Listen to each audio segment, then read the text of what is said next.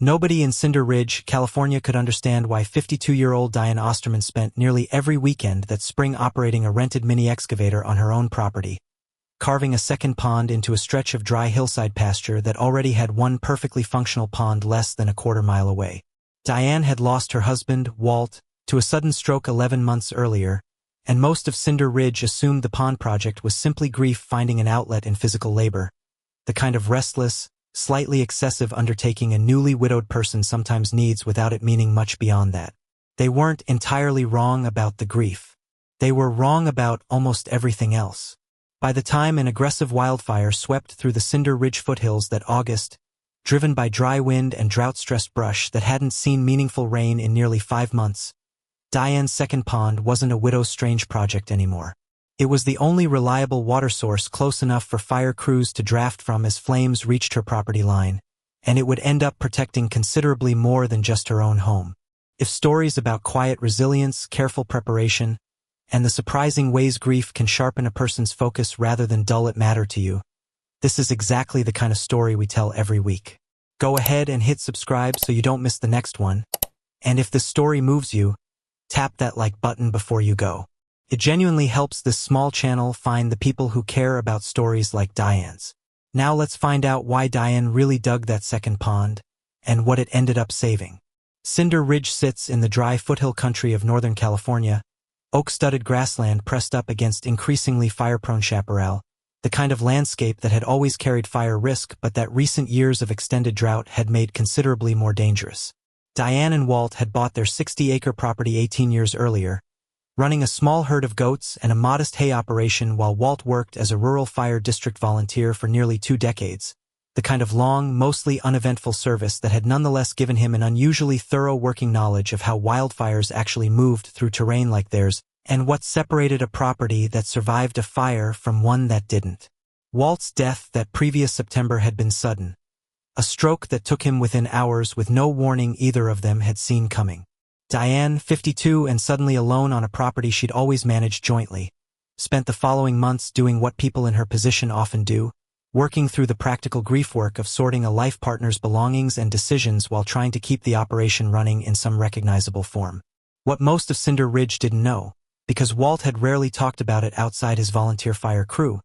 was how specifically he'd worried about their own property's water access in a serious wildfire. Their existing pond, built decades earlier by the property's previous owner, sat in a low position relative to most of their pasture and structures, adequate for livestock but poorly positioned and, more critically, too shallow and too silted for a fire engine to reliably draft water from during a real emergency, the kind of technical limitation that mattered enormously to firefighters, but that most rural landowners never thought carefully about until it was too late. Walt had mentioned, more than once over the years, wanting to build a proper second pond, positioned higher on the property with direct, all-weather road access and dug deep enough to maintain reliable water even during drought, specifically designed to give fire engines a dependable drafting source close to the house and outbuildings. He'd sketched rough plans more than once and never gotten around to the project, the way people sometimes don't get around to the things they assume there's always more time for. Diane found Walt's sketches that winter, tucked into a folder of property records she was sorting through, along with rough notes about drafting depth requirements and access road specifications he'd apparently gathered from conversations with his fire district colleagues over the years. She sat with those notes for a long time before deciding, somewhere in that quiet, disorienting stretch of early grief, that she was going to finish what he'd started. She didn't fully explain her reasoning to anyone in Cinder Ridge when she began that march, mostly because the reasoning felt private in a way she wasn't ready to discuss, tangled up as it was with Walt's absence rather than any single practical decision she could summarize easily over a fence-line conversation. She simply rented the excavator, taught herself to operate it competently over a difficult first week of stalling and overcorrecting, and started digging. Her neighbor, Pete Halloran, who'd known Walt for over 15 years through the same volunteer fire district, watched Diane's project develop from his own property across the road with a mixture of sympathy and genuine confusion. "She's already got a pond," he mentioned to his wife that April, the kind of comment made with real fondness for a grieving neighbor but not much understanding of what she was actually building. At the feed store in town, the general read on Diane's project settled into something similarly gentle but dismissive, A widow working through her loss the only way she knew how,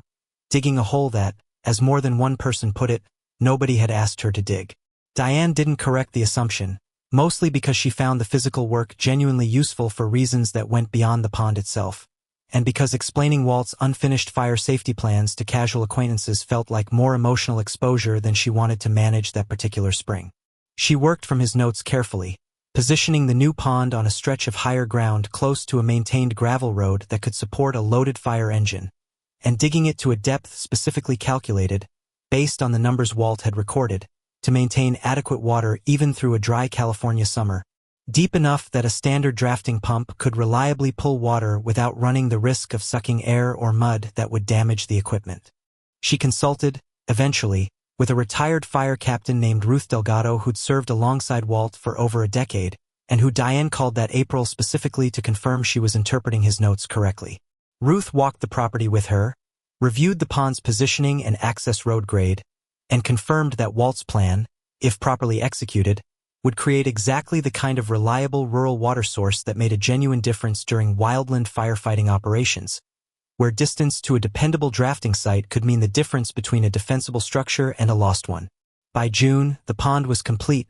fed by a spring line Walt had identified years earlier and holding, even in the early heat of summer, a consistent 8 feet of water across most of its surface, accessible from a newly graded gravel apron wide enough for a full-sized engine to position safely for drafting operations. Diane seeded the surrounding disturbed ground with native grasses that June and, largely, moved on to the rest of her summer work, the pond sitting quietly on the hillside exactly the way Walt had always pictured it, unremarked upon by most of Cinder Ridge beyond the occasional gentle joke about the widow's extra water hole. The fire started on the 2nd of August. A lightning strike 2 ridges to the north that initial reports believed was contained within its first day. A sudden shift in overnight wind pushed it hard and fast the following afternoon, driven through drought-cured chaparral that hadn't carried this little moisture in nearly a decade of regional record-keeping. By evening, CAL FIRE had issued evacuation orders for the entire Cinder Ridge corridor, and crews were staging along the district's access roads, assessing which properties offered viable defensive positions and which didn't. Diane evacuated with her goats loaded into a borrowed trailer, driving out well ahead of the fire's actual arrival, but the property itself, along with several neighboring parcels including Pete Halloran's, sat directly in the fire's projected path by the following morning. What happened next, according to the after-action account Diane eventually received from the district's incident commander, a steady, thorough man named Captain Reyes who'd worked alongside Walt for years before his death, came down almost entirely to water access. The fire's approach put multiple structures at genuine risk across a stretch of the ridge where the nearest reliable hydrants sat over 4 miles away, too far for effective structure protection operations without a closer water source to shuttle from. Diane's new pond, positioned exactly where Walt's old notes had specified, with its all-weather gravel access and dependable summer depth, became the closest viable drafting site for the entire operational area that day. Engine crews staged directly at Diane's pond for nearly 6 hours, drafting water continuously to protect her own home, Pete Halloran's adjoining property, and 2 additional structures further down the ridge that fell within the same defensible perimeter the pond's water access made possible. The fire reached Diane's fence line late that afternoon, burning through nearly 30 acres of her own pasture before crews, working from the sustained water supply her pond provided, were able to hold the line short of every structure on that stretch of the ridge. Pete Halloran, once evacuation orders lifted 3 days later, drove straight to Diane's property before even fully assessing his own, and found her standing at the edge of the scorched pasture, looking at the pond that had survived entirely intact while the ground around it still smoldered in places. "Captain Reyes told me your water's the reason my barn's still standing," Pete said. Diane, who hadn't yet fully processed the scale of what had happened, told him it wasn't really her doing at all, that Walt had planned every measurement of it years before she'd ever picked up a shovel. Captain Reyes came by formally that September, walking the pond and access road with Diane and confirming, for the district's own records, exactly how significant the water source had been to that day's outcome. He told her, plainly, that Walt had talked about wanting to build exactly this kind of resource for years within their volunteer crew, and that Diane finishing it, whether she'd fully understood its significance when she started digging or not, had likely saved at least 2 structures that would otherwise have been lost. By the following spring, 2 other Cinder Ridge properties had begun similar water source projects with guidance from the district,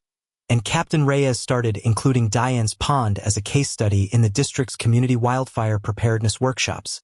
crediting both Walt's original planning and Diane's determination to see it through. Diane never made much of what happened that August. When people asked how she'd known to build exactly what the fire district needed, she usually gave some version of the same answer. She hadn't known, not with any real understanding of wildland firefighting logistics. She'd simply found her husband's unfinished plans in a folder that winter and decided,